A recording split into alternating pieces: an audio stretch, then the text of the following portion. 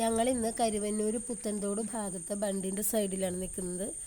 രണ്ട് വശവും പാടങ്ങളും പിന്നെ ആകാശം നല്ല ചുവന്ന് മേഘാവൃതമായിട്ടിരിക്കുകയായിരുന്നു. ഞങ്ങളിവിടെ എത്തിയപ്പോൾ സന്ധ്യാസമയമായി. നല്ലൊരു സീനറി ആയിരുന്നു. അപ്പോൾ അത് നിങ്ങളെ കാണിക്കണമെന്ന് തോന്നി. അതുകൊണ്ടാണ് ഇത് നിങ്ങൾക്ക് മുമ്പിലിടുന്നത്.